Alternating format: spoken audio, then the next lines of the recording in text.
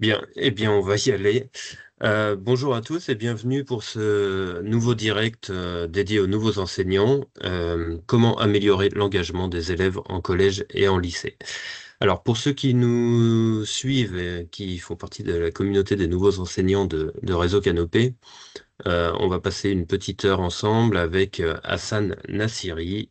Et je vais allumer sa caméra au passage. Voilà, Bonjour, que vous bienvenue. avez pu rencontrer en janvier dernier pour un premier direct dédié à la gestion de classe dans le second degré, pardon. Et donc aujourd'hui, on va approfondir un petit peu le sujet en parlant d'engagement des élèves.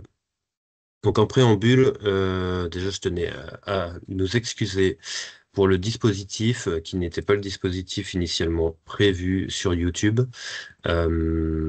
Néanmoins, plutôt que de ne pas faire ce direct. Voilà, on a cherché quand même une solution qui nous permettait de vous voir et une solution que nous connaissons. Donc merci de nous avoir rejoints sur ce Teams. Et nous vous invitons toutefois à rester sur le lien YouTube en parallèle si vous souhaitez poser vos questions. On les posera donc oralement ensuite à Hassan, après 15-20 minutes de son intervention. Donc voilà, n'hésitez pas à poser toutes vos questions. Emmanuel est là aussi pour modérer et vous répondre dans le chat. Je laisse la parole à Hassan et on vous dit, enfin moi je vous dis à tout à l'heure. Très bien. Merci Sébastien. Bonjour à toutes, bonjour à tous. C'est un vrai plaisir de vous retrouver aujourd'hui donc pour ce second live. Là, effectivement, avec Canopé, donc avec Sébastien, Emmanuel et Séverine, que je remercie au passage pour leur implication sur le live passé et sur les lives à venir, parce qu'il y en aura plein d'autres, donc vous serez informés bien en amont. Donc alors aujourd'hui, donc comme disait Sébastien, je vais aller un petit peu plus loin dans la réflexion en termes de gestion de classe. Alors j'ai envie en fait aujourd'hui de partager donc avec vous quelques gestes professionnels concrets, quelques astuces, et surtout des retours d'expérience tirés de ma pratique quotidienne et de mon observation hein, au quotidien, mais également lors de mes échanges avec mes collègues. Mais avant d'entrer dans le vif du sujet, je vais quand même me présenter brièvement. Donc, je m'appelle Hassan Nassiri. Donc, je suis encore professeur en établissement. Donc, je suis à mi-temps en établissement et à mi-temps donc formateur chez Canopé et formateur pour l'inspection académique sur différentes thématiques. Hein. Tout ce qui concerne l'accompagnement des enseignants débutants, tout ce qui touche à l'international, notamment la réparation de la certification DNL et les programmes de mobilité Erasmus. Je fais ça donc aussi bien au sein de l'inspection académique qu'au sein de Canopé. Du coup, donc, comme vous l'avez compris, depuis plusieurs années, en fait, j'accompagne les enseignants essentiellement du second degré. Donc, alors, ça va être des collègues du collège, du lycée général et technologique, mais également du lycée professionnel dont je suis originaire, mais ce live s'adresse au second degré au sens large. Alors, la question centrale aujourd'hui qui va nous occuper, c'est comment mettre en activité tous les élèves, y compris ceux qui semblent les moins coopératifs, pour essayer justement de créer une dynamique de classe, de pérenniser, donc qui va durer toute l'année. C'est ce défi que nous allons explorer ensemble, en fait. Alors, ce défi, en début d'année, on le sait tous, la classe, c'est un lieu de mixité formidable. Donc, on a des élèves motivés, on a des élèves qui sont en retrait, on a des élèves qui refusent carrément de s'engager. Donc, c'est sur cette dernière thématique que l'on va faire un petit focus. Le but ici, c'est essayer de vous donner des billes pour faire en sorte de ne laisser personne sur le bord de la route, ce qui n'est pas simple, même pour un enseignant expérimenté comme moi. Ça, c'est vraiment une préoccupation de tous les enseignants, que ce soit des débutants ou des expérimentés comme moi. On se pose toujours cette question. Alors, cette question va être abordée sous deux angles. Ce que je vais vous dire peut être applicable quand vos classes sont dédoublées, quand vous avez entre 12 à 15 élèves, mais également quand vous avez entre 24 à 30 élèves, voire même plus dans certains établissements. Du coup, je voudrais que l'on voit ensemble, bah, je vais vous expliquer un peu quelques leviers. Je vais vous voir, donc je vais vous transmettre un peu des petites billes. Juste pour vous faire une petite précision, donc c'est vrai que j'ai observé, j'ai fait quelques petites recherches et j'ai retenu ici, donc on vous communiquera les éléments via le chat. Je voudrais juste vous partager en fait deux lectures donc que sur lesquelles je me suis appuyé justement pour nourrir un peu cette réflexion. Je me suis vraiment appuyé sur les travaux marqués concernant la pédagogie, donc notamment François Dubay dans les lycéens, qui analyse donc dans son livre finement le rapport des élèves au travail en fait, au travail scolaire. Il montre à quel point les profils dans nos classes sont variés, comment cette diversité influence leur engagement, parce ils viennent tous avec une histoire, avec des problèmes. Voilà, et il y a donc Philippe Mérieux que vous connaissez tous, donc avec la pédagogie différenciée, c'est un livre qu'il a publié en 2018. Alors ce dernier insiste sur un point clé, c'est comment on adapte les dispositifs pour que l'élève trouve sa place et que personne ne se sente exclu. Et pour aller plus loin, je vous invite également sur cette thématique à consulter les ressources EduSchool, donc on vous communiquera les liens, et également Canopé, dont je fais partie. Donc nous avons des fiches sur la gestion de classe qui rappellent une chose essentielle, c'est que en fait la gestion de classe, ce n'est pas que de la discipline, c'est avant tout de l'organisation et de la pédagogie. Alors comment traduire ces idées en actions concrètes? Moi j'ai identifié quatre leviers. Et vous allez me dire, donc, concrètement, comment on fait? Alors, il y a quatre leviers. C'est ritualiser, varier, donner et valoriser. Alors, je vais développer ces quatre points.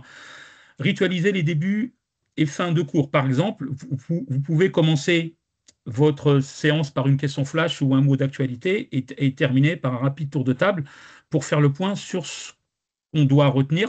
Ça crée un cadre rassurant pour l'élève, hein, notamment l'élève qui est un peu effacé.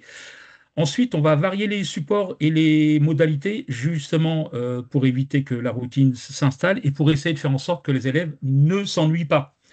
Vaste tâche. Donc, moi, ce que je fais, j'alterne les différents supports. Donc, j'utilise la bonne vieille méthode du papier, donc des supports écrits. Donc, parce qu'il faut quand même faire écrire les élèves. Je trouve à mon goût et à mon sens qu'ils n'écrivent pas assez.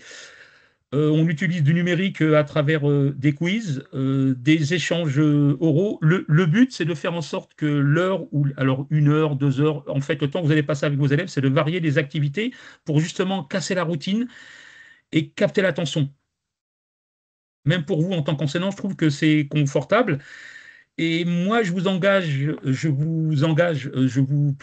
conseille de travailler sur des travaux de groupe. C'est très intéressant de mettre les élèves en travail de groupe. Ça vous permet au sein de ces groupes de les responsabiliser. Vous pouvez faire en sorte qu'un élève soit le gardien du temps, un autre qui soit rapporteur, un autre responsable du matériel. Quand les élèves se sentent utiles, leur implication change. Et ce type de méthode pour les élèves qui sont très effacés et timides fonctionne très bien. Moi qui l'atteste depuis des années, ça fonctionne très bien. Et notamment si vous fonctionnez en projet. Quand vous les mettez en projet, ils sont vraiment acteurs de leur formation. Moi, personnellement, je le fais parce que j'ai une appétence pour tout ce qui est international, création d'entreprises au sein de la classe. Et le dernier levier, c'est donc, est très très important, vraiment à ne pas négliger, c'est valoriser la progression des élèves et pas seulement la performance. Par exemple, un élève en difficulté, je ne le félicite pas seulement pour la bonne réponse qu'il donne, c'est surtout s'il réussit un exercice ou un écrit, une démarche claire, je le souligne devant ses camarades. En fait, vous le valorisez, ça peut être bravo, tu as progressé par rapport à la semaine prochaine. Ça montre que l'effort Là, vous envoyez un signal fort à l'élève. Cela montre que l'effort compte autant que le résultat. Et vous allez me dire, mais pour les élèves les plus réticents, bah, c'est souvent la question qui revient. Comment mobiliser ceux qui résistent? Vous en aurez et vous avez dû certainement en rencontrer. Il faut en identifier la cause et se demander est-ce que c'est un décrochage? Est-ce qu'il y a est-ce qu'il y a un historique avec cet élève? Est-ce que c'est peut-être la peur de l'échec ou tout simplement le rejet de l'école? Il y a toujours une explication. Essayez, moi, ce que je vous conseille, ce que je fais au quotidien, essayez de proposer des entrées, ce que j'appelle des entrées progressives, c'est-à-dire, par exemple, commencer une micro-tâche simple en binôme et monter en difficulté. L'important, c'est de créer un premier succès, même petit, ce qui va permettre à l'élève de le booster et surtout de l'encourager. Donc, parce que l'encouragement régulier est très très important et nos élèves sont très sensibles lorsque vous les félicitez pour une tentative, pas seulement pour une réussite, hein. Il a aussi le droit il a aussi le droit à l'erreur, hein. Vous pouvez l'encourager dans sa participation, même s'il se trompe. Surtout, ça permet de l'intégrer dans une dynamique de groupe. On leur confie une mission simple, comme expliquer une réponse au tableau. On peut lui demander de venir au tableau. Vous, en tant qu'enseignant, bah, vous passez en tant qu'observateur. L'élève, bah, lui, ça le rend visible et ça le valorise. Voilà. Mais au-delà des individus, comment créer une dynamique collective qui porte tout le monde au sein de la classe? Donc voilà, voilà, moi je vais donner quelques petites pistes. Pour finir mon propos, je voudrais juste insister sur un point, la force du collectif. Alors la force du collectif, elle est très très importante. Il faut que vous arriviez à construire une culture de classe.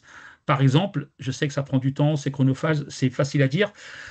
Essayez de construire une charte au sein de la classe. Je sais que quelques collègues le font, donc une charte construite avec les élèves, notamment sur les valeurs à observer, sur les attitudes à avoir en classe, au sein de l'établissement. Ben, quand vous questionnez les élèves, ben, ça les intéresse et ils y sont très sensibles, ça change tout. Et là, les élèves deviennent complètement acteurs de leur apprentissage. Comme je vous l'ai dit auparavant, lancer des projets communs, c'est très très important. Moi-même, comme je vous l'ai dit, je le fais autour de tout ce qui touche à l'international. J'organise des mobilités d'élèves et je le fais avec mes élèves. Je mets toujours en place, moi je travaille énormément, comme beaucoup de collègues, en travail de groupe et énormément de collègues du lycée général et technologique procèdent de la sorte. En fait, l'idée, c'est de mettre un projet interdisciplinaire. Voilà, donc ça vous permet en fait de travailler avec d'autres collègues, ne pas rester seul dans votre classe. Et ça vous permet aussi de montrer aux élèves qu'il y a des liens avec les autres disciplines, qu'il y a toujours moyen de faire des liens pour les élèves. Et c'est très valorisant et vraiment ça crée du lien aussi bien pour les élèves que pour les enseignants. Et surtout, très très important, quand vous accompagnez vos activités, essayez de trouver le bon dosage, donc à alterner tout ce qui est exigence et bienveillance, donc donner un cadre clair aux élèves, mais aussi des encouragements constants. C'est vraiment une alchimie qui permet de créer un climat où chacun a sa place et où personne ne reste en retrait. Voilà, je vais clôturer mon propos. J'aimerais répondre maintenant à vos questions. J'espère avoir traité, bon, en si peu de temps, le thème, mais bon, voilà, je reste à votre disposition pour toutes les questions que vous pourrez me poser. Voilà, Sébastien, je te Eh bien, passe la parole. ouais, merci beaucoup Hassan pour cette introduction ou préambule. Effectivement, on va essayer de laisser maintenant beaucoup de place aux questions et aux témoignages. Alors pour l'instant, on n'en a pas, mais j'ai néanmoins quelques questions moi pour enrichir ton propos. N'hésitez pas donc dans le chat de YouTube, je le rappelle. Voilà, posez vos questions pour Hassan, à nous faire part de vos difficultés rencontrées, de cas pratiques, hein, à témoigner aussi sur ce sujet. Et on pourra échanger jusqu'à 17h30 là-dessus. Hassan, je vais revenir sur un ou deux points que tu as abordés, hein, mais si on peut approfondir. Tu as parlé notamment de l'engagement et de la participation d'élèves qui pouvaient être un peu plus en retrait ou introvertis, voire anxieux. Enfin, on a plein de cas de figure. Voilà, comment tu fais ou quels conseils pratiques supplémentaires tu pourrais avoir pour faire participer ces élèves plus réservés ou alors qui ont peur de dire des bêtises ou des moqueries des camarades aussi parfois.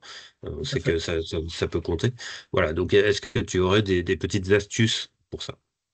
Alors oui, effectivement, Sébastien, je te remercie pour la question. En fait, moi, sur ce type de geste, alors ce que j'appelle ça un geste, sur ce type de geste, moi, je vais accompagner les élèves. Alors, pas en classe entière, parce qu'en classe entière, quand vous en avez 24, c'est compliqué.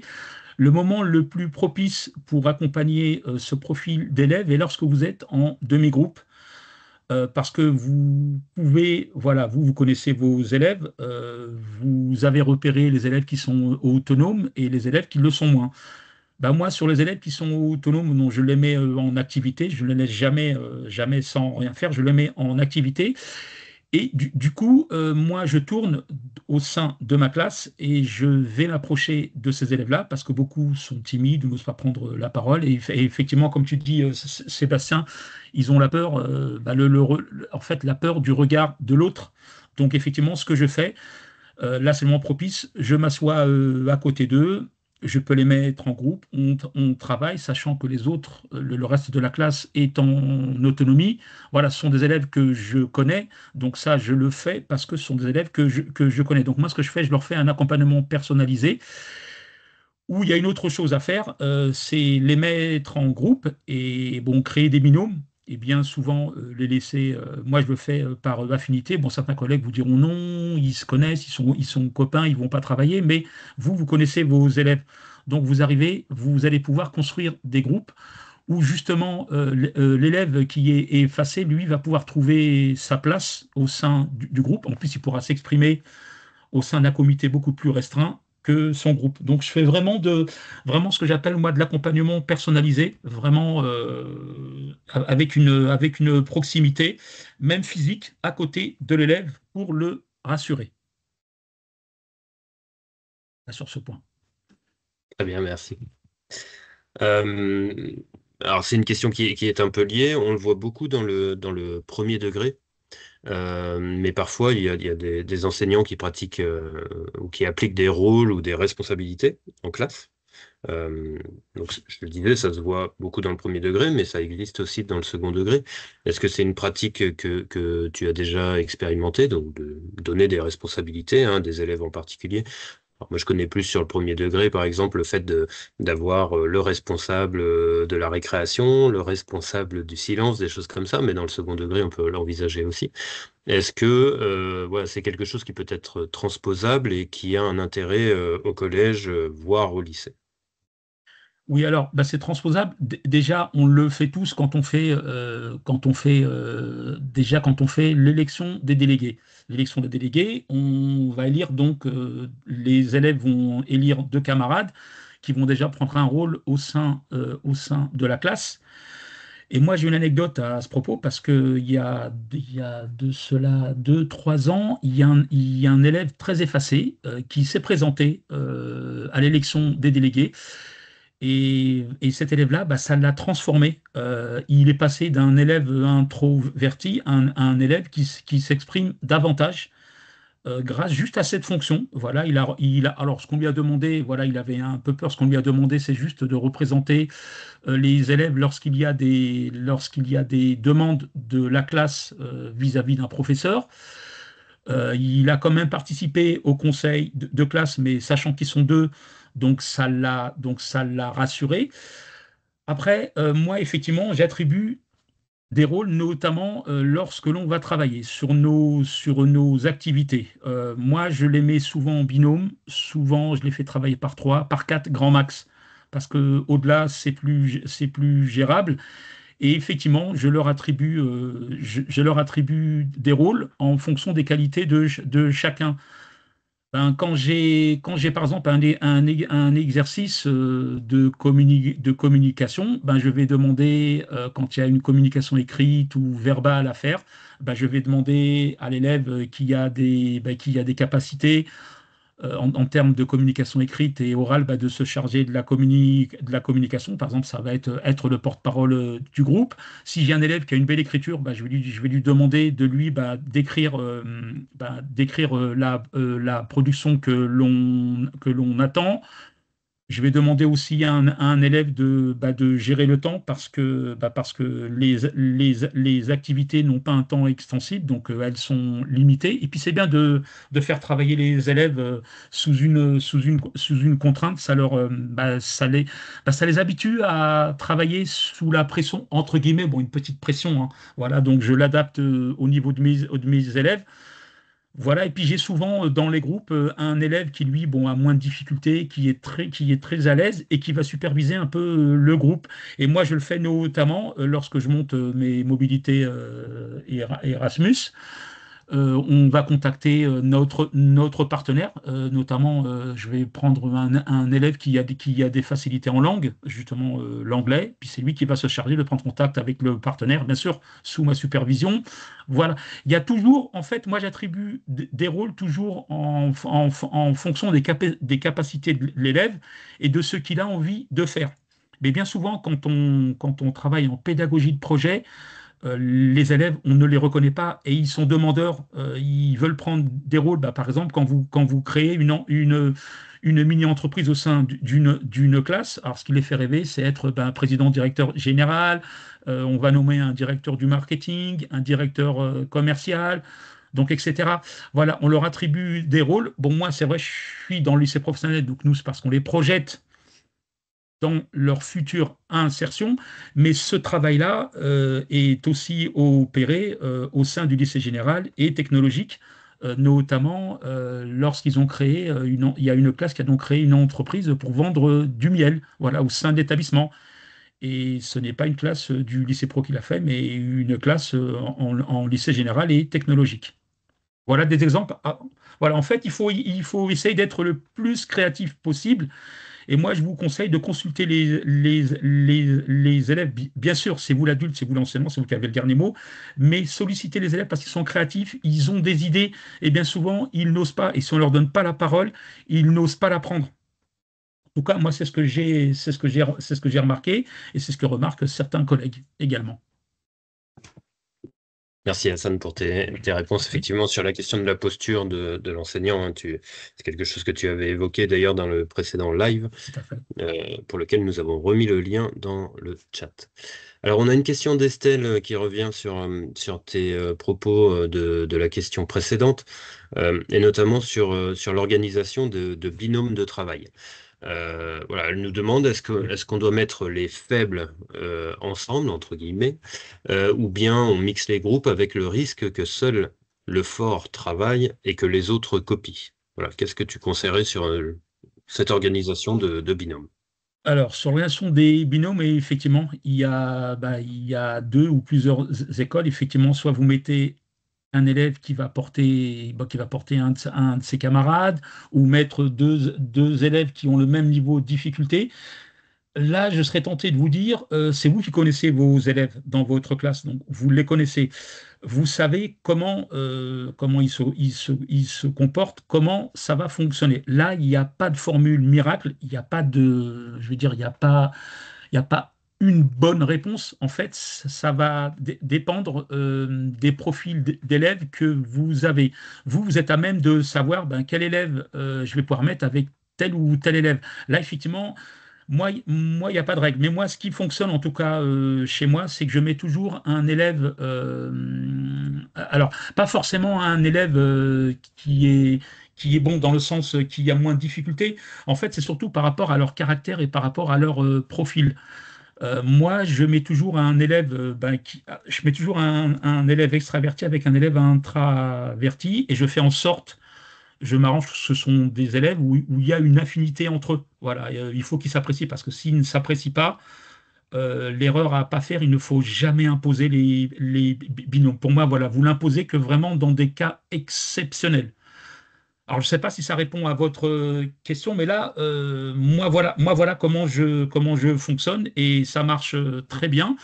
Et puis, à nous, enseignants, de veiller à ce que le binôme fonctionne. Il faut que les binômes sachent que vous êtes là, que vous êtes présent.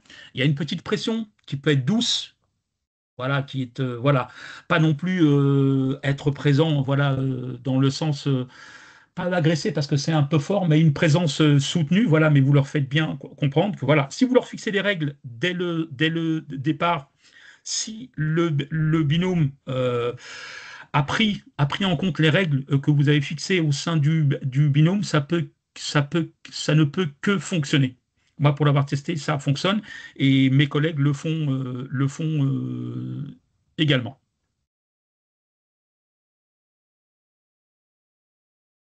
Très bien, merci. Bon, j'en reprofite pour vous encourager à poser vos questions. Oui, Voilà, le sujet du jour, comment améliorer l'engagement des élèves au collège et en lycée. C'est vrai qu'on aurait pu le transposer, comment améliorer l'engagement notre communauté pour poser des questions. Non, mais il n'y a pas de souci. Si, voilà, si vous avez des questions, c'est le moment, n'hésitez pas, en toute transparence et anonymement si vous le souhaitez, hein. On a quand même d'autres questions à te poser, Hassan, en oui, attendant que éventuellement la communauté nous en pose. Euh, voilà, je voulais revenir moi la gestion de l'erreur. Voilà, comment faire pour valoriser l'erreur et en faire un moteur d'engagement, hein, justement, parce que suivant les âges des élèves, c'est pas toujours évident. Donc, comment en faire un moteur d'engagement plutôt qu'une source de stress. Voilà. Parfois, des élèves n'osent pas, et puis au moment où ils se lancent, bon, bah, ils ont peur de faire une erreur, ils la font quand même, et du coup, du fait de cette erreur, n'oseraient plus réintervenir d'autres fois. Enfin, ça peut les braquer un petit peu. Donc, comment les soutenir justement et appréhender cette erreur? merci. Alors oui, effectivement. Alors moi, déjà, vous savez qu'en début d'année, moi, ce que je dis aux élèves, et je continue encore à le dire, voilà, avant de se lancer dans la première activité, je leur dis, voilà, euh, vous avez des questions à poser déjà. Il n'y a aucune question idiote. C'est peut-être bateau ce que je dis, mais il n'y en a pas. Moi, je leur dis, si vous posez la question, c'est que vous attendez les réponses, c'est que vous n'avez pas la réponse. Donc, pour moi, en tout cas, et ça c'est vrai, c'est sincère, je le pratique. Il y a aucune question que je considère idiote. Si l'élève l'a posée, c'est qu'il attend des réponses. C'est qu'il ne sait pas. L'erreur, pareil. Moi, je dis aux élèves, et je le dis constamment, et à tous mes cours, quand je les interroge à l'oral, je leur ai dit, écoutez, vous avez le droit de vous tromper. L'erreur, justement, l'erreur n'est pas négative. Justement, l'erreur permet d'avancer. Comme ça évite qu'on la refasse la prochaine fois. Donc, n'hésitez pas, posez des questions. Vous avez le droit de vous tromper. Même moi, ça m'arrive, je me trompe, et ça, je le dis aux élèves, hein. Donc, ils peuvent. Bon, voilà, moi, je les engage sur ce chemin-là par rapport à l'erreur. Voilà, l'erreur ne vient pas du fait qu'on ne sait pas. Elle peut venir du fait parce qu'on n'est pas sûr, parce qu'on a mal compris quelque chose, ou peut-être que moi, dans mes consignes, je n'ai pas été clair, parce que l'erreur peut être générée aussi par le manque de clarté de mes consignes, ce qui peut arriver. Du coup, moi, je dis aux élèves de reformuler. Donc, pour moi, l'erreur, ce que je dis aux élèves, elle ne doit pas être bloquante. Au contraire, il faut la valoriser. Ben, quand un élève participe et qu'il a fait une erreur à l'oral, moi je le valorise, je voulais dire, voilà, je le valorise. Même si la réponse n'est pas bonne, c'est pas grave, je l'encourage à chercher, donc je vais lui donner des pistes par rapport à sa réponse, qui peut être partielle. Lui, il va la considérer comme une erreur, mais non, ça se trouve qu'il y a un bon élément dans la réponse qu'il a donnée. Parce que voilà, l'erreur, en fait, voilà, moi, chez moi, je le dis constamment, ce n'est pas bloquant. Voilà, c'est voilà concernant l'erreur, moi, comment je la traite. Très bien, merci. Euh, alors, une autre question. Donc, toi, Hassan, tu l'as dit, tu es professeur en lycée professionnel. Oui. Euh, voilà, les collègues qui sont là et qui nous écoutent aujourd'hui sont des collègues de différentes disciplines et parfois les élèves peuvent être engagés dans certaines disciplines et moins dans d'autres, parce que tout simplement, ils préfèrent l'histoire plutôt que l'anglais, hein, ou l'inverse. Donc, comment on pourrait faire en équipe avec les collègues pour favoriser l'engagement justement dans les disciplines où ils se sentent moins en confiance ou moins motivés? Alors, moi, il y a une réponse que je donne aux élèves. Moi, ce que je fais en début d'année, je leur montre, vous savez, j'affiche au tableau alors, un extrait du référentiel, mais j'affiche uniquement la partie où il y a les disciplines et les coefficients au baccalauréat. Et je leur explique, voilà, ils vont me dire, bah voilà, ils vont dire, oui, mais monsieur, cette matière-là, elle est coefficient 4, l'autre, elle est coefficient 1. Pour moi, la matière la plus importante, c'est coefficient 4. Ah ben non, moi, je leur dis que ils ne doivent pas, en fait, ils ne doivent négliger aucune matière, parce que la matière que eux, dans leur esprit, parce que dans leur esprit, c'est vrai ce que tu me dis, Sébastien, ils font clairement la différence entre certaines matières. Moi qui enseigne une matière professionnelle, effectivement, j'ai de gros coefficients. Mais moi, j'invite et j'encourage mes élèves à ne pas négliger les autres matières parce que les points qui peuvent leur manquer dans ces matières-là, c'est déjà arrivé, font que bah, ces élèves-là n'ont pas leur baccalauréat parce qu'il leur manque quelques points, parce qu'ils ont négligé les matières dites avec un faible coefficient. Et voilà, donc là-dessus, moi, je leur explique que toutes les matières comptent, même celles qui sont coefficient 1. Si elles sont là, c'est qu'elles font un tout dans leur baccalauréat. Et nous, c'est vrai que dans les matières professionnelles, ces matières-là, elles ont beaucoup d'importance, mais dans le général également.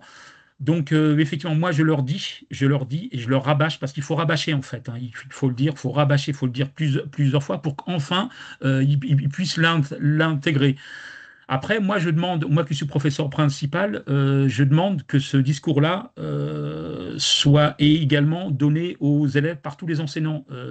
En fait, il faut que l'on fasse bloc aussi.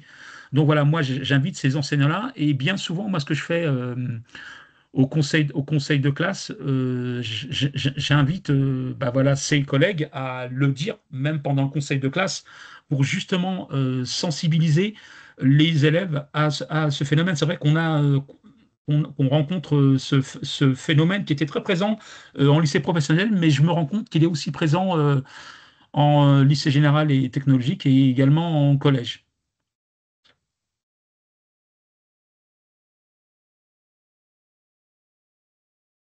Ouais. Merci Hassan pour tes réponses. Euh, pardon, j'en profite pour relancer Je t'en prie. nos, nos collègues enseignants qui suivraient le direct, pardon, je cherche mes mots. Voilà, n'hésitez pas encore une fois, hein, à poser vos témoignages. On a des questions en stock, c'est pas le souci, mais si vous voulez que ça colle au plus près de vos préoccupations, hein, voilà, n'hésitez surtout pas. Je voulais parler maintenant de numérique en classe. Tu l'as évoqué tout à l'heure, que ouais, tu aimes bien passer par le papier pour certaines activités. Par ailleurs, tu utilises le numérique pour d'autres activités, pour des quiz ou d'autres choses. Ouais, est-ce que tu aurais d'autres exemples d'activités? Enfin, déjà, est-ce que tu vois une différence d'engagement et d'attention peut-être des élèves en fonction bah, par rapport au numérique, quand tu utilises des outils numériques, on en voit de plus en plus en classe. Et est-ce que tu as d'autres exemples d'activités concrètes qui utilisent le numérique et qui pourraient générer un engagement fort auprès des élèves? Oui, alors ben moi déjà, moi je suis confronté à des élèves qui n'aiment pas le papier. Mais c'est pas pour autant que la majorité des élèves ont une énorme maîtrise dans le numérique, hein. Alors moi, dans mes classes, on va dire que les trois quarts des élèves sont à l'aise avec le numérique. et puis peut-être aller donc trois quarts, un quart, donc un quart qui n'est pas à l'aise avec le numérique. Mais bon, je les oblige un peu, bah, parce que c'est une compétence, moi, dans mon référentiel que l'on doit travailler et que l'élève doit justement maîtriser. Alors, des activités concrètes dans le numérique, moi, il y en a plein et elles plaisent aux élèves. Bah là, en ce moment, là, ils sont en stage, ils doivent me faire une présentation sur une épreuve. Bah, ils doivent me faire une présentation de leur mission. Bah, ça leur plaît. Alors, créer des questionnaires. Ça, ils adorent et sur certaines activités, ils vont surtout prendre des outils informatiques qui vont leur permettre de mettre des activités ludiques en place, comme par exemple Kahoot, par exemple, Quizlet, etc. Mais c'est vrai que quand vous les formez, que vous leur expliquez comment fonctionne l'outil, ça les engage tout de suite. Ce qui les rebute, en fait, c'est quand ils ne savent pas faire. Et pour ça, ils ont un peu, ils ont un peu honte, mais je leur dis non, il faut pas avoir honte. On est là pour apprendre. Même moi, des fois, j'oublie certaines fonctionnalités. Ah ben, l'élève m'aide et ben, je n'hésite pas à demander de l'aide, il n'y a pas de honte, surtout que certains élèves sont férus d'informatique, maîtrisent bien le numérique. Ils aiment aussi rédiger des argumentaires, rédiger des courriers. Voilà. Alors, par contre, rédiger des courriers sur papier, non, parce que nous, c'est des courriers professionnels. Ils préfèrent le rédiger via le numérique. Mais c'est fou ce que le stylo les rebute, hein. Et bien souvent, très peu viennent avec un stylo en cours, hein. C'est ce que je vous dis, c'est véridique, hein. Et ça, c'est bon, c'est pas drôle, c'est pénible. C'est vrai que sur le moment, c'est voilà, quand on y pense, on se dit, mais c'est pas possible. Ils viennent en cours pour travailler. Eh ben, souvent, ils me disent, monsieur, est-ce qu'on peut se connecter? Voilà, justement pour travailler. Donc moi, je leur fais faire des fiches produits, je leur fais faire, bon, comme je vous ai dit, des courriers, des communications, mais je varie les supports parce que comme ils ont de grandes difficultés dans la compétence écrite, ils ont du mal à conjuguer les temps, ils font des fautes de syntaxe. Donc moi, j'utilise pas mal le papier et je les fais énormément écrire. Des fois, moi, je projette au tableau, des fois, je projette pas. Je leur dicte, mais ça, je le fais exprès. Ça, ils ne supportent pas, mais ils comprennent que ça va durer qu'un temps, voilà. Mais je leur fais comprendre qu'il faut qu'ils écrivent, qu'ils n'ont pas le choix. Moi, je les ai formatés, en fait, comme ça. Après, effectivement, il y a une multitude d'activités, mais moi, ce que je vous conseille, c'est de varier les activités, varier le numérique, le papier, parce que tout numérique, je peux vous dire qu'au bout d'un moment, ils en ont marre, hein. Tout numérique, voilà, ils en ont marre. En général, sur une plage horaire de 3 heures, on va faire aller peut-être 2 heures de numérique et 1 heure de papier. Voilà. Donc voilà moi un peu moi cette répartition-là. Et je leur demande, est-ce que ça vous convient?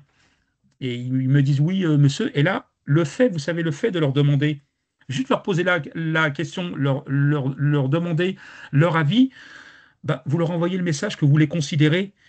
Et pour eux, c'est de la bienveillance. Et là, je peux vous dire que ça change votre relation avec l'élève. Et il y a plein de petites choses comme ça qui font que il faut pas que votre enseignant, voilà, que votre enseignement soit descendant. Il faut vraiment, il faut vraiment que ça parte d'eux. Partez d'eux. Moi, c'est ce que je fais sur beaucoup d'anecdotes. Quand je lance un cours, voilà, je pars sur des anecdotes, mais je pars toujours d'eux. Voilà ce qu'ils aiment, ce qu'ils veulent. Après, ben, effectivement, moi, j'ai un programme à suivre.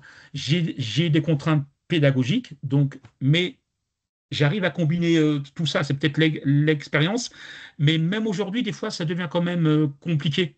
Hein, ça peut être compliqué parce que voilà, vous avez des classes qui avancent lentement, d'autres qui avancent beaucoup plus rapidement. Mais c'est pas parce que la classe avance rapidement qu'ils ont tout compris. Donc, à vous de vous assurer que, OK, ils avancent vite, mais est-ce qu'ils ont bien maîtrisé la notion et la compétence que l'on a travaillé, hein, compétence numérique, compétence écrite, compétence orale, que ce soit en français ou dans une langue étrangère. Et moi, pour ma part, j'insère bah, dans mes cours toujours une partie en anglais, parce que voilà, je leur ai bien fait comprendre que l'anglais, C'est une langue qui est très importante pour leur insertion. Et là, depuis quelques générations, peut-être deux, trois générations d'élèves auxquels je suis confronté, ont pris conscience que l'anglais est très, très important, ou qu'une langue étrangère est très, très importante. Voilà ce que je peux vous dire sur la variété des activités. Pour éviter que Merci la Hassan. routine s'installe, je t'en prie, Sébastien. Oui, oui, non, mais tu fais bien. C'est effectivement, bon, les pratiques sont bien sûr propres à chaque enseignant, mais le numérique est partout. Bon, encore faut-il que les établissements soient équipés aussi, hein. Mais nos jeunes vivent avec le numérique bien plus que nous, petit à petit. Et je pense qu'effectivement, cette astuce aussi de parfois même montrer ses failles, hein, en tant qu'enseignant, ça leur donne Tout à fait.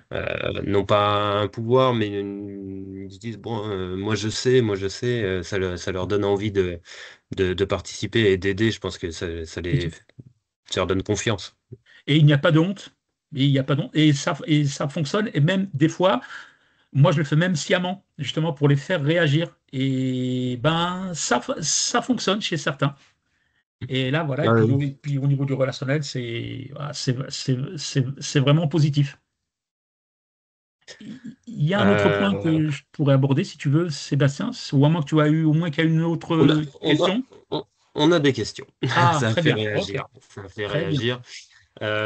Et donc on va changer. Alors, je vais prendre avant la question de Franck qui est en lien avec ce que tu viens d'évoquer, voilà, qui nous dit pour le collège, sans usage de smartphone autorisé, effectivement, Oui. peut-on utiliser Kahoot quand même ou d'autres applications de ce type-là? Alors oui, vous pouvez les utiliser, mais là, l'enseignant est garant de la bonne utilisation de cet outil. L'enseignant doit, avant de lancer son activité, indiquer les règles à suivre. Voilà, donc leur donner un cadre et qu'ils n'en sortent pas. Et par contre, si jamais ils en sortent, il ne faut pas hésiter à sanctionner une fois en fait ce que vous dites. Voilà, si l'élève vous lui dites qu'il n'a pas, que s'il ne respecte pas telle ou telle règle, bah, vous lui dites qu'il va être sanctionné, bah, faites-le. Et vous le faites une fois et vous verrez que ça va marcher comme ça pour la prochaine activité. Vous n'aurez pas à revenir dessus, mais il faut vraiment être vigilant sur ces types d'outils parce que comment s'assurer qu'il n'est pas sur les réseaux sociaux. Mais bon, quand vous faites un caout, il est obligé de se connecter. Donc vous savez qu'il fait un focus sur cette activité. Mais effectivement, il faut fixer un cadre. Si vous fixez un cadre, les règles de ce qu'il faut faire et de ce qu'il ne faut pas faire, et vous insistez bien, vous leur dites que s'ils ne le font pas, ça va très mal se passer, eh ben, ça fonctionne. Vous l'intégrez, ça fonctionne. Moi, pour l'avoir testé au quotidien, je le fais. Et puis, ils sont demandeurs. Mais s'ils sont demandeurs, ben, vous leur fixez des conditions. D'accord, ok, tu veux qu'on fasse un cas d'accord. Mais attention, je veux pas ceci, je veux pas cela. Voilà, vous, les règles, et vous êtes libre, vous êtes libre de le faire. Voilà, après, vous êtes maître de votre classe, hein. Tout à fait. Alors chez Réseau Canopé, d'ailleurs, on pourra vous mettre quelques liens, mais on a de nombreuses ressources ou Tout à des fait. webinaires aussi très régulièrement sur justement, hein, tous ces usages raisonnés du numérique, parce qu'effectivement, c'est bien d'en faire usage en classe quand on le peut, mais effectivement, il faut savoir le raisonner et on voit bien que à une dose raisonnable, les élèves prennent plus de plaisir qu'effectivement s'ils avaient que du numérique ou pas du tout. On a une autre question de Delphine, donc je reviens à cette question qui avait été posée avant, qui te remercie déjà pour toutes les pistes que tu as pu donner, Hassan, et qui nous dit, en termes d'engagement des élèves, avec des classes qui bougent beaucoup, du type classe sport, comment les faire bouger sans que ça ne déborde trop quand on en a 26? Aïe, ah oui, là, effectivement. Là, c'est compliqué. Pour les faire bouger, qu'est-ce que vous entendez par les faire bouger? Je pense que c'est les mettre au travail, à l'unisson. Moi, ce que je vous conseille, c'est ça, je l'avais dit la dernière fois, c'est de ne pas rester seul. Vous avez toute une équipe pédagogique Donc il ne faut pas travailler seul. Essayez de les questionner sur ce qui les intéresse. Parce que s'ils sont remuants, si, alors ce que vous appelez remuants, qui bougent beaucoup, voilà, essayez de voir un peu ce qui pourrait les intéresser tout en gardant le lien avec votre programme. Parce que vous avez un programme à faire. Donc vous devez avancer dans votre progression. Moi, je vous conseille de sonder un peu les élèves et c'est bien des fois de leur demander, mais pourquoi tu te comportes comme ça? Pourquoi vous faites ça? Partez d'eux. Voilà, et puis ça vous permettra de comprendre certaines choses. Souvent, de prendre les élèves les plus remuants, si vous les repérez, ce serait bien de les prendre en individuel pour essayer de voir un peu, essayer de les questionner. Il y a comme ça que vous y arriverez. Le faire en classe entière, en direct, c'est compliqué parce qu'avec les moqueries de leurs camarades, c'est pas simple. Et puis, il y a toujours moyen de les intéresser et de leur expliquer l'intérêt de votre démarche, hein. Voilà, en fait, il y a pas de formule toute faite. Il faut vraiment que vous creusiez. Donc, c'est vrai que ça demande du temps, ça demande de l'énergie.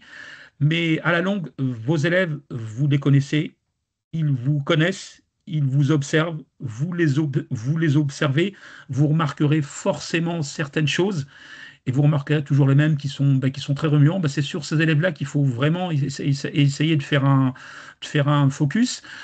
Si c'est une classe que vous avez récupérée avec des collègues qui les ont depuis un petit moment, questionnez ces collègues parce qu'ils ont peut-être des pistes, eux, ils savent ce qui fonctionne.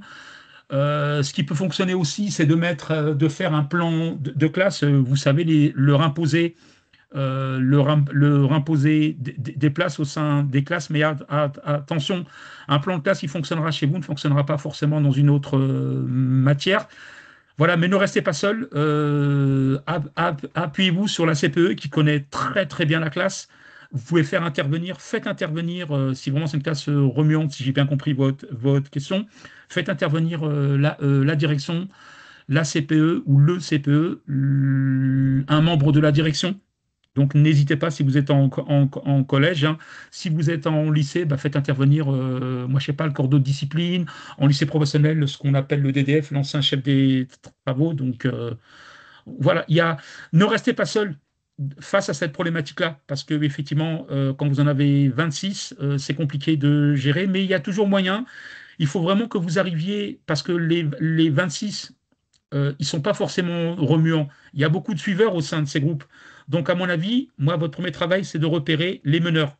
Et c'est eux qu'il faut repérer. Une fois que vous les avez repérés, il y a moyen de faire quelque chose et essayer de comprendre ce qui se passe. Moi, en tout cas, c'est ce que j'ai fait, c'est ce que je fais et c'est ce que je continue de faire. Donc, au quotidien, parce qu'on a des classes très remuantes. De toute façon, toutes ces problématiques-là auxquels vous êtes confrontés, nous, en tant qu'enseignants expérimentés, on y est également confrontés. Donc, effectivement, on appréhende moins parce qu'on a l'expérience. Néanmoins, on y est quand même confronté et ça demande de l'énergie, mais c'est très formateur. Et c'est ce que je vous dis là, ça fonctionne. Tout le monde n'a pas la chance d'avoir des classes de 15 ou 20 élèves. C'est vrai qu'à partir d'un certain nombre, ça commence à être compliqué et on a bien conscience, d'autant plus s'ils sont en remuant. Donc Delphine précisait d'ailleurs, oui, la question c'était pour les mettre en mouvement, pour aider dans les apprentissages. N'hésitez pas, Delphine, et Franck aussi, à qui on a répondu avant, à préciser et à nous dire si les réponses d'Hassan vous conviennent ou si vous souhaitez un petit peu plus de précision. Hassan, tu souhaitais aborder un sujet avant que je te pose ces questions? Oui, Je te laisse. oui, parce que on ne m'a pas encore posé la question. Je l'attendais en fait concernant l'IA, l'utilisation de l'IA et nos élèves. Ah, Oui, tout à fait. c'est une problématique et c'est une question. La question est, est-ce qu'on autorise les élèves à utiliser l'IA ou pas? Alors moi, je voulais partager une petite réflexion avec vous que je suis en train de mettre en place avec mon binôme. Donc parce que nous, en lycée professionnel, on travaille par deux dans les matières professionnelles. Et là, donc, on a eu en fait l'idée de consacrer une petite heure aux élèves concernant l'IA qui peut aider l'enseignant et qui peut vraiment lui faciliter la tâche sur certaines choses. En fait, on a décidé de leur montrer, en fait, de les accompagner sur comment rédiger un prompt et comment utiliser l'IA de manière raisonnée et je dirais avoir des bonnes pratiques. Donc, on va mettre en place justement une petite séance en ce sens parce que on va leur demander d'utiliser l'IA, mais surtout de comprendre comment fonctionne l'IA et surtout de comprendre les réponses que leur génère l'IA en fait. Voilà, donc parce que si je vous en parle, c'est parce qu'il y a deux écoles. Il y a beaucoup d'enseignants qui sont opposés, d'autres qui sont pour. Donc, c'est vrai qu'il y a des discussions. Donc, vous, je ne sais pas si vous êtes confronté à cette problématique-là, mais moi, je le vois tout de suite quand un élève a utilisé l'IA. Moi, je le vois parce qu'en fait, moi, mes élèves habituellement ne savent pas, voilà, ont des difficultés dans l'écrit. Donc, du coup, je le vois tout de suite. Par contre, quand c'est l'IA, bon, il y a quand même moins de fautes. Il y a encore des fautes, ça peut arriver parce que l'IA, bon, qui est étrangère, ne maîtrise pas toujours les subtilités de la langue française. Voilà. Donc là, je pense il y a quelque chose, si vous êtes confronté à cette problématique, il y a quelque chose que vous pouvez travailler, il y a une réflexion à aborder avec vos élèves et pour vos élèves, et puis pour vous faciliter la tâche aussi dans votre enseignement. Et l'IA, moi, je me forme actuellement, notamment ben, chez Canopé, justement pour faire de l'IA un assistant et un allié pour me faire gagner du temps et utiliser moins d'énergie parce que voilà, bon, après l'âge avançant, voilà, j'ai de l'expérience certes, mais l'âge arrive et voilà, et nos élèves demandent de plus en plus d'énergie. Donc voilà, je voulais juste évoquer ce petit point avec vous. Et tu as très bien fait, Hassan. C'est un sujet que je souhaitais aussi aborder avec toi. Donc, je te remercie. On a mis en lien d'ailleurs hein, dans la conversation du direct sur YouTube voilà, des outils que Réseau Canopé met à disposition, enfin des outils, des ressources, des témoignages, mais des formations aussi. Hein.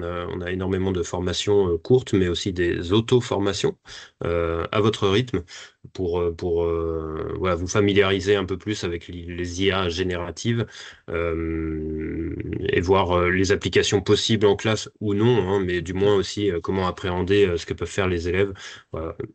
Encore une fois, un sujet sur lequel bien souvent ils peuvent être plus en avance que les enseignants, et Oui. donc c'est bien d'être un peu à la page. Mais il faut leur fixer un cadre hein. Pour l'IA, vraiment, il faut que l'enseignant, là, c'est la responsabilité de l'enseignant de leur fixer un cadre. Moi, voilà, bah, c'est ce que je fais et c'est ce que l'on fait dans notre établissement. Tout à fait. Et alors, Réseau Canopé l'avait relayé, mais la direction nationale enfin, du numérique, pardon, la direction du numérique pour l'éducation avait d'ailleurs publié il y a très très peu de temps une charte d'usage sur l'IA en classe. Voilà, on vous invite aussi à la consulter. C'est ce qui fait un peu foi du coup dans vos pratiques. On arrive au terme de ce direct, hein. Il nous reste 5 minutes.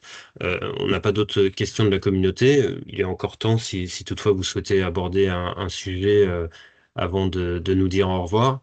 En attendant, Hassan, moi bah, en guise de pré-conclusion, si on peut dire comme ça.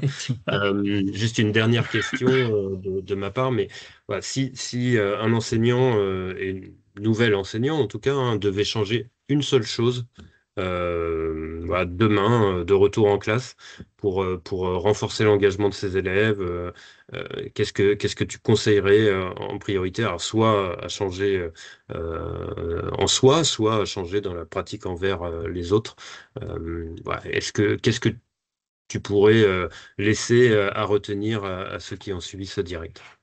Alors, ben moi, comme je le dis dans la conclusion, et moi j'y crois vraiment, c'est la bienveillance et la gentillesse. Alors, je précise au niveau de la gentillesse, parce que chez certains élèves, la gentillesse, pour eux, ils prennent ça pour de la faiblesse.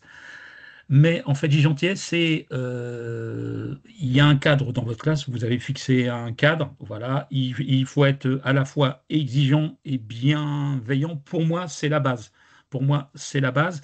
Et vous verrez que si vous appliquez, voilà, vous êtes bienveillant, vous êtes à l'écoute, là, les élèves, ils sont très, très sensibles et vous verrez que votre relation avec eux va être vraiment positive et effectivement, moi, être dans la répression comme font bah, voilà, certains collègues, ça ne marche pas toujours parce que là, ils ne vous respecteront pas, ils vous craindront peut-être, mais ils ne vous respecteront pas. Donc, c'est vraiment deux choses. Vraiment, si je vous en parle, c'est que moi, voilà, dans mes années d'enseignement, j'y ai été confronté, donc avec d'autres collègues, pas moi personnellement. Mais voilà, c'est vraiment ces deux points qu'il faut vraiment soyez accessible, voilà, soyez accessible et bienveillant et exigeant. Voilà, et ne rien laisser passer. Moi, c'est ce que je vous dis. Quand vous dites quelque chose, bah, faites-le, parce qu'il n'y a rien de pire pour perdre en crédibilité. Voilà, c'est sur ces derniers points qu'il faut euh, vraiment que vous puissiez vous appuyer dessus. Et ça marche. C'est vrai que c'est pas évident à mettre en place, surtout quand on est débutant. Eh ben, reposez-vous sur vos collègues hein, qui sont expérimentés, le professeur principal et le ou la CPE.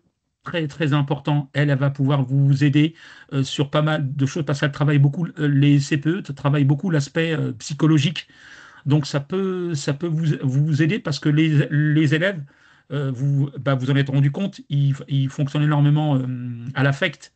Donc voilà. Donc voilà, il y a plein de petites choses à mettre en place et c'est ce qui fait la richesse de ce métier d'enseignant, c'est qu'on a moi la fameuse, ça vraiment, j'y accorde de l'importance, c'est cette liberté pédagogique que l'on a, hein, malgré les référentiels, les contraintes, mais pour la mise en place de tout ça, vous avez quand même une liberté pédagogique et ça n'a pas de prix et pour moi, c'est très beau et ça prend tout son sens. Voilà ce que je pouvais dire. Ouais, très bon message. Merci Sam et d'ailleurs Franck abonde dans ce sens dans le chat qui nous dit qu'il est OK, être clair et respecter ce que l'on dit, mais aussi beaucoup de bienveillance pour la confiance qui amène le respect. Ouais, tout à fait. Très bien. Eh bien, écoutez, il est 17h29. On arrive donc à la fin de ce direct. Comment améliorer l'engagement des élèves en collège et en lycée. Pour ceux qui ne nous ont pas suivis en direct, donc ce replay sera disponible dès demain sur la communauté Facebook dédiée aux nouveaux enseignants, sur la chaîne YouTube Réseau Canopé également. Donc merci à toi Hassan pour tous ces conseils. C'est un Merci aux plaisir. participants qui nous ont suivis pendant cette heure. Je vais afficher également Emmanuel qui Oui. était au service dans le chat sur YouTube. Donc merci et merci aussi à Emmanuel et merci à tous ceux qui travaillent pour les nouveaux enseignants, notamment Séverine, que l'on ne voit pas là, mais toute l'équipe derrière. Et voilà, encore une fois, désolé pour ce petit système qui a nécessité d'avoir deux liens ouverts pour à la fois nous voir et nous entendre et pouvoir poser vos questions. On fera mieux une prochaine fois. Mais voilà, merci néanmoins à tous d'être restés et on vous dit à très bientôt. Ouais.